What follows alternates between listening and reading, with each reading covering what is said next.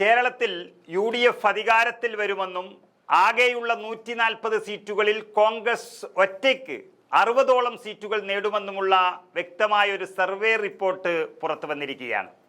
അതിനായി മുന്നോട്ട് വെക്കുന്ന നിർദ്ദേശങ്ങൾ എന്നുള്ളത് വരാനിരിക്കുന്ന നിയമസഭാ തെരഞ്ഞെടുപ്പിൽ പല മുതിർന്ന നേതാക്കളെയും കളത്തിലിറക്കണം എന്നുള്ളതാണ്.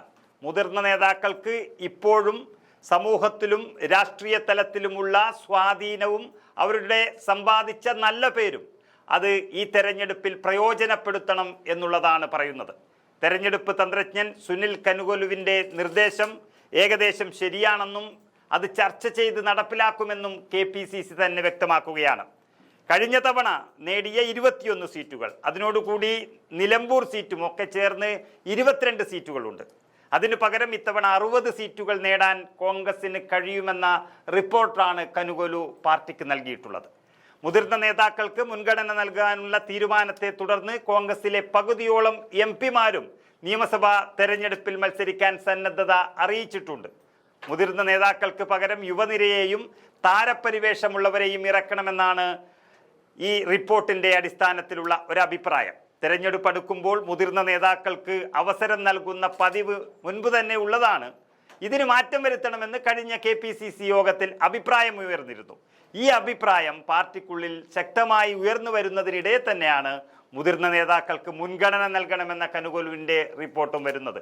നമുക്കറിയാം, കണ്ണൂർ, കോന്നി, അടൂർ, തൃശ്ശൂർ തുടങ്ങിയ നിരവധി മണ്ഡലങ്ങൾ ഇപ്പോഴത്തെ സാഹചര്യത്തിൽ തിരിച്ചു പിടിക്കാനാകുമെന്നും കനുകൊലുവിൻ്റെ റിപ്പോർട്ടിൽ വ്യക്തമായി പറയുന്നു.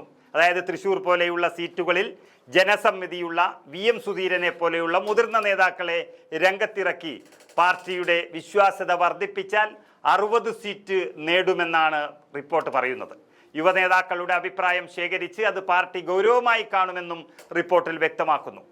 MP-മാർക്ക് പലർക്കും മത്സരിക്കാൻ വലിയ താല്പര്യമുണ്ടെങ്കിലും പാർലമെന്റിൽ ഒരു പരീക്ഷണത്തിന് നിൽക്കാൻ കഴിയില്ല എന്ന തീരുമാനത്തിലായിരിക്കും ലോക്സഭാ പ്രതിപക്ഷ നേതാവ് രാഹുൽ ഗാന്ധി ഉണ്ടാവുക. കാരണം നരേന്ദ്രമോദിയോട് കട്ടയ്ക്ക് കട്ട നിൽക്കുകയും എത്ര സീറ്റുകൾ വർദ്ധിപ്പിക്കാൻ കഴിയും അത്ര സീറ്റുകൾ ഈ രാജ്യത്ത് കോൺഗ്രസ് വർദ്ധിപ്പിക്കണമെന്നും പറയുന്ന രാഹുൽ ഗാന്ധി അതിൽ നിന്നും MP-മാരെ മാറ്റി MLA-മാരാക്കുന്നത് ഒരുപക്ഷെ വിഡ്ഢിത്തമായിരിക്കുമെന്ന് അദ്ദേഹം തന്നെ കരുതും. വിവിധ മണ്ഡലങ്ങളിലെ സ്ഥാനാർത്ഥികളെ സംബന്ധിച്ച ചർച്ചകൾ പാർട്ടിയിൽ ജില്ലാ നേതൃത്വങ്ങളിൽ സജീവമായി നടക്കുന്നുമുണ്ട്. സ്ഥാനാർത്ഥികളെ സംബന്ധിച്ച പ്രാഥമിക കരട് പട്ടികയും തയ്യാറാക്കി കഴിഞ്ഞു ചിലയിടത്ത്. പുതുമുഖങ്ങൾ, താരപരിവേഷമുള്ളവർ തുടങ്ങിയവർക്ക് മുൻഗണന നൽകണമെന്നാണ് യുവനേതാക്കളുടെ അടക്കം അഭിപ്രായം. അതുപ്രകാരം ജ്യോതി വിജയകുമാർ, ഹെൻറി ഓസ്റ്റിൻ, അതുപോലെ മാത്യു ആന്റണി, അരിത ബാബു, റിജിൽ മാക്കുറ്റി, സന്ദീപ് വാര്യർ, JS അഖിൽ തുടങ്ങിയ യുവനേതാക്കളെയെല്ലാം പരിഗണിക്കണമെന്നൊരാവശ്യവും ശക്തമായി ഉന്നയിച്ചിട്ടുണ്ട്.